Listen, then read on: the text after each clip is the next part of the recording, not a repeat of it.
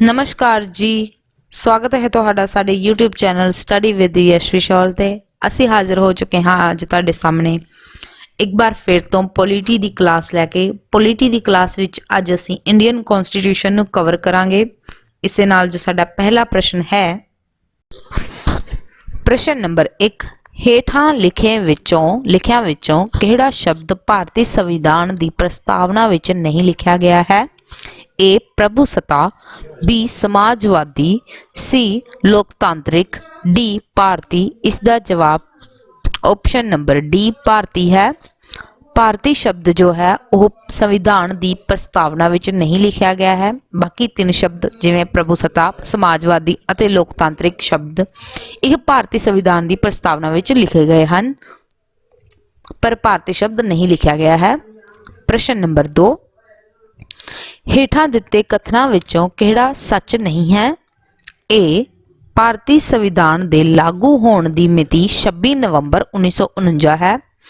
B धर्म निरपक्ष शब्द नूं 42वें संविधान शोध द्वारा जोड़िया गया सी। सी 42वीं संविधानक शोध 1976 विच कीते गई सी। सी डी भारतीय संविधान विच रूसी क्रांति तो समाजिक, आर्थिक अते राजनीतिक न्याय लिया गया है। इसका जो सही जवाब है ऑप्शन नंबर ए, भारतीय संविधान दे लागू होने की मिति 26 नवंबर 1949 है, सच नहीं है। बाकी सारे कथन सच हैं। प्रश्न नंबर 3, प्रभुसत्ता संपन्न भारत दे मामले विच किहड़ा कथन सही नहीं है? ए भारत किसी देश ते निर्भर नहीं है। बी भारत किसी होर देश की बस्ती नहीं है। सी भारत अपने देश का कोई भी हिस्सा किसी होर देश नूं नहीं दे सकता है। डी भारत अपने अंदरूनी मामलों विच संयुक्त राष्ट्र का कहना मनन लई पाबंद है। इसका जो सही जवाब है ऑप्शन नंबर डी सही है। भारत अपने अंदरूनी मामलों में संयुक्त राष्ट्र का कहना मनन लई पाबंद है, यह कथन सही नहीं है। बाकी तीन कथन सही हैं। प्रश्न नंबर 4, के एम मुंशी का संबंध सी? ए संविधान ड्राफ्ट कमेटी, बी प्रस्तावना कमेटी, सी लोक लेखा कमेटी, डी हेठां दिते विचों कोई नहीं, ऊपर दित्तियां विचों कोई नहीं। इसका जो सही जवाब है ऑप्शन नंबर ए संविधान ड्राफ्ट कमेटी है। के एम मुंशी का संबंध संविधान ड्राफ्ट कमेटी नाल सी। प्रश्न नंबर 5, बेरूबरी केस नाल किहड़ा साल संबंधित है? ए 1972, बी 1976, सी 1970, डी 1960। इसका जो सही जवाब है ऑप्शन नंबर डी है। बेरूबरी केस नाल 1960 साल संबंधित है। प्रश्न नंबर 6, सैक्यूलर दा सही अर्थ की है? ए सरकार दियां नज़रां विच सारे धर्म बराबर हैं। बी घट गिनतियां नाल संबंधित धर्म का विशेष महत्व। सी सरकार वालों एक धर्म का प्रचार किया जाता है। डी हेठां दित्तियां विचों कोई नहीं, सॉरी ऊपर दित्तियां विचों कोई नहीं। इसका जो सही जवाब है ऑप्शन नंबर ए सरकार दियां नज़रां विच सारे धर्म बराबर हैं है। सैक्यूलर का सही अर्थ सरकार दियां नज़रां विचों सारे धर्म बराबर हैं इस नाल है, बाकियां नाल नहीं। प्रश्न नंबर 7, भारतीय संविधान विच समाजिक समानता का की अर्थ है? ए मौकियां दी घाट, बी समानता दी घाट, सी समाज दे सारे वर्गां लई बराबर मौके, डी हेठां ऊपर दित्तियां विचों कोई नहीं। इसका जो सही जवाब है ऑप्शन नंबर सी समाज दे सारे वर्गां लई बराबर मौके हैं। भारतीय संविधान विच समाजिक समानता का अर्थ है कि समाज दे सारे वर्गां लई बराबर मौके हैं।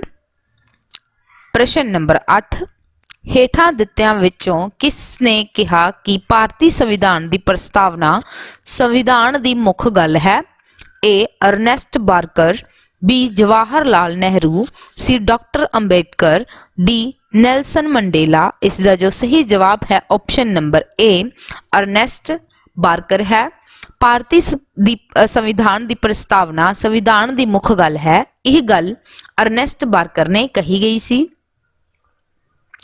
ਪ੍ਰਸ਼ਨ ਨੰਬਰ 9, ਹੇਠਾਂ ਦਿੱਤੇ ਕਥਨਾਂ ਵਿੱਚੋਂ ਕਿਹੜਾ ਸੱਚ ਹੈ? A, ਬੇਰੁਬਾਰੀ ਮਾਮਲੇ ਵਿੱਚ ਸੁਪਰੀਮ ਕੋਰਟ ਨੇ ਕਿਹਾ ਸੀ ਕਿ ਸੰਵਿਧਾਨ ਦੀ ਪ੍ਰਸਤਾਵਨਾ ਸੰਵਿਧਾਨ ਦਾ ਹਿੱਸਾ ਨਹੀਂ ਹੈ। B, ਕੇਸ਼ਵਾਨੰਦ ਭਾਰਤੀ ਮਾਮਲੇ ਵਿੱਚ ਸੁਪਰੀਮ ਕੋਰਟ ਨੇ ਕਿਹਾ ਸੀ ਕਿ ਸੰਵਿਧਾਨ ਦੀ ਪ੍ਰਸਤਾਵਨਾ ਸੰਵਿਧਾਨ ਦਾ ਹਿੱਸਾ ਹੈ। C, ਦੋਵੇਂ A ਅਤੇ B। D, ਉਪਰੋਕਤ ਵਿੱਚੋਂ ਕੋਈ ਨਹੀਂ। ਇਸ ਦਾ ਜੋ ਸਹੀ ਜਵਾਬ ਹੈ ਆਪਸ਼ਨ ਨੰਬਰ C, ਦੋਵੇਂ A ਅਤੇ B ਹਨ। ਇਹ ਦੋਵੇਂ ਕਥਨ ਸੱਚ ਹਨ ਕਿ ਬੇਰੁਬਾਰੀ ਮਾਮਲੇ ਵਿੱਚ ਸੁਪਰੀਮ ਕੋਰਟ ਨੇ ਕਿਹਾ ਸੀ ਕਿ ਸੰਵਿਧਾਨ ਦੀ ਪ੍ਰਸਤਾਵਨਾ ਸੰਵਿਧਾਨ ਦਾ ਹਿੱਸਾ ਨਹੀਂ ਹੈ ਤੇ ਕੇਸ਼ਵਾਨੰਦ ਭਾਰਤੀ ਮਾਮਲੇ ਵਿੱਚ ਸੁਪਰੀਮ ਕੋਰਟ ਨੇ ਹੀ ਕਿਹਾ ਸੀ ਕਿ ਸੰਵਿਧਾਨ ਦੀ ਪ੍ਰਸਤਾਵਨਾ ਸੰਵਿਧਾਨ ਦਾ ਹਿੱਸਾ ਹੈ। ਇਸ ਲਈ ਇਹ ਦੋਵੇਂ ਕਥਨ ਸੱਚ ਹਨ। ਪ੍ਰਸ਼ਨ ਨੰਬਰ 10, ਭਾਰਤੀ ਸੰਵਿਧਾਨ ਦੀ ਪ੍ਰਸਤਾਵਨਾ ਦੀ ਭਾਸ਼ਾ ਦੇ ਸੰਵਿਧਾਨ ਤੋਂ ਲਈ ਗਈ ਹੈ।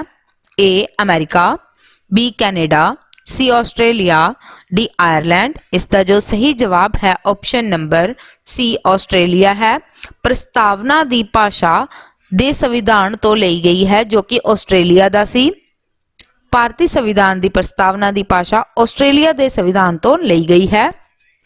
ਪ੍ਰਸ਼ਨ ਨੰਬਰ 11, ਭਾਰਤੀ ਸੰਵਿਧਾਨ ਦੀ ਪ੍ਰਸਤਾਵਨਾ ਵਿੱਚ ਹੇਠਾਂ ਲਿਖਿਆਂ ਵਿੱਚੋਂ ਕਿਹੜਾ ਆਦਰਸ਼ ਨਹੀਂ ਹੈ? A, ਨਿਆਂ, B, ਸਮਾਨਤਾ, C, ਖੁਸ਼ਹਾਲੀ, D, ਭਾਈਚਾਰਾ। ਇਸ ਦਾ ਜੋ ਸਹੀ ਜਵਾਬ ਹੈ ਆਪਸ਼ਨ ਨੰਬਰ C, ਖੁਸ਼ਹਾਲੀ ਹੈ। ਭਾਰਤੀ ਸੰਵਿਧਾਨ ਦੀ ਪ੍ਰਸਤਾਵਨਾ ਵਿੱਚ ਖੁਸ਼ਹਾਲੀ ਆਦਰਸ਼ ਨਹੀਂ ਹੈ।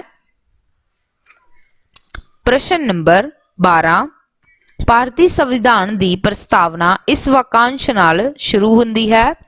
A, ਅਸੀਂ ਭਾਰਤ ਦੇ ਲੋਕ। B, ਪਰਮੇਸ਼ਰ ਦੇ ਨਾਮ ਵਿੱਚ। C, ਭਾਰਤ ਇੱਕ ਪ੍ਰਭੂਸੱਤਾ ਸੰਪੰਨ ਸਮਾਜਵਾਦੀ ਧਰਮ ਨਿਰਪੱਖ ਲੋਕਤੰਤਰੀ ਗਣਰਾਜ। D, ਆਪਣੇ ਸਾਰੇ ਨਾਗਰਿਕਾਂ ਨੂੰ ਸੁਰੱਖਿਅਤ ਕਰਨ ਲਈ। ਇਸ ਦਾ ਜੋ ਸਹੀ ਜਵਾਬ ਹੈ ਆਪਸ਼ਨ ਨੰਬਰ A, ਅਸੀਂ ਭਾਰਤ ਦੇ ਲੋਕ ਹਨ। ਭਾਰਤੀ ਸੰਵਿਧਾਨ ਦੀ ਪ੍ਰਸਤਾਵਨਾ ਅਸੀਂ ਭਾਰਤ ਦੇ ਲੋਕ ਨਾਲ ਸ਼ੁਰੂ ਹੁੰਦੀ ਹੈ। ਪ੍ਰਸ਼ਨ ਨੰਬਰ 13, ਭਾਰਤੀ ਸੰਵਿਧਾਨ ਦੀ ਪ੍ਰਸਤਾਵਨਾ ਨੂੰ ਅਪਣਾਇਆ ਗਿਆ ਸੀ। A, 26 January 1950, B, 26 November 1949, C, 15 August 1947, D, 9 ਦਸੰਬਰ 1946। ਇਸ ਦਾ ਜੋ ਸਹੀ ਜਵਾਬ ਹੈ ਆਪਸ਼ਨ ਨੰਬਰ B, 26 ਨਵੰਬਰ 1949 ਹੈ। ਭਾਰਤੀ ਸੰਵਿਧਾਨ ਦੀ ਪ੍ਰਸਤਾਵਨਾ ਨੂੰ 26 ਨਵੰਬਰ 1949 ਨੂੰ ਅਪਣਾਇਆ ਗਿਆ ਸੀ। ਪ੍ਰਸ਼ਨ ਨੰਬਰ 14, ਪ੍ਰਸਤਾਵਨਾ ਵਿੱਚ ਹੇਠਾਂ ਲਿਖੇ ਆਦਰਸ਼ਾਂ ਵਿੱਚੋਂ ਕਿਹੜਾ ਰਾਸ਼ਟਰ ਦੀ ਏਕਤਾ ਅਤੇ ਅਖੰਡਤਾ ਤੇ ਜ਼ੋਰ ਦਿੰਦਾ ਹੈ? A, ਨਿਆਂ, B, ਆਜ਼ਾਦੀ, C, ਸਮਾਨਤਾ, D, ਭਾਈਚਾਰਾ। ਇਸ ਦਾ ਜੋ ਸਹੀ ਜਵਾਬ ਹੈ ਆਪਸ਼ਨ ਨੰਬਰ D, ਭਾਈਚਾਰਾ ਹੈ।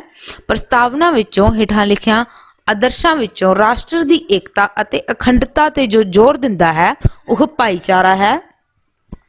ਪ੍ਰਸ਼ਨ ਨੰਬਰ 15, ਭਾਰਤੀ ਸੰਵਿਧਾਨ ਦੀ ਪ੍ਰਸਤਾਵਨਾ ਕਿਸ ਇਤਿਹਾਸਿਕ ਦਸਤਾਵੇਜ਼ ਤੇ ਪ੍ਰਭਾਵ ਨੂੰ ਦਰਸਾਉਂਦੀ ਹੈ? A, ਸੰਯੁਕਤ ਰਾਜ ਦਾ ਸੰਵਿਧਾਨ, B, ਮੈਗਨਾ ਕਾਰਟਾ, C, ਮਨੁੱਖੀ ਅਧਿਕਾਰਾਂ ਦਾ ਵਿਸ਼ਵ ਵਿਆਪੀ ਐਲਾਨਨਾਮਾ, D, ਭਾਰਤੀ ਸੁਤੰਤਰਤਾ ਐਕਟ 1947। ਇਸ ਦਾ ਜੋ ਸਹੀ ਜਵਾਬ ਹੈ ਆਪਸ਼ਨ ਨੰਬਰ A, ਸੰਯੁਕਤ ਰਾਜ ਦਾ ਸੰਵਿਧਾਨ ਹੈ। ਭਾਰਤੀ ਸੰਵਿਧਾਨ ਦੀ ਪ੍ਰਸਤਾਵਨਾ ਸੰਯੁਕਤ ਰਾਜ ਦਾ ਸੰਵਿਧਾਨ ਇਤਿਹਾਸਿਕ ਦਸਤਾਵੇਜ਼ ਤੇ ਪ੍ਰਭਾਵ ਨੂੰ ਦਰਸਾਉਂਦੀ ਹੈ। ਅੱਜ ਦੀ ਵੀਡੀਓ ਵਿੱਚ ਅਸੀਂ ਪੋਲਿਟੀ ਦੀ ਇੰਡੀਅਨ ਕਨਸਟੀਟਿਊਸ਼ਨ ਪ੍ਰੀਐਂਬਲ ਨੂੰ ਕਵਰ ਕੀਤਾ ਹੈ। ਇਸੇ ਨਾਲ ਸਾਡੀ ਅੱਜ ਦੀ ਵੀਡੀਓ ਇੱਥੇ ਹੀ ਸਮਾਪਤ ਹੁੰਦੀ ਹੈ। ਹੋਰ ਨਵੇਂ ਨੋਟਸ ਲਈ ਸਾਡੇ YouTube ਚੈਨਲ ਨਾਲ ਜੁੜੇ ਰਹੋ। ਸਾਡੇ ਚੈਨਲ ਨੂੰ ਸਬਸਕ੍ਰਾਈਬ ਕਰੋ। ਧੰਨਵਾਦ ਜੀ।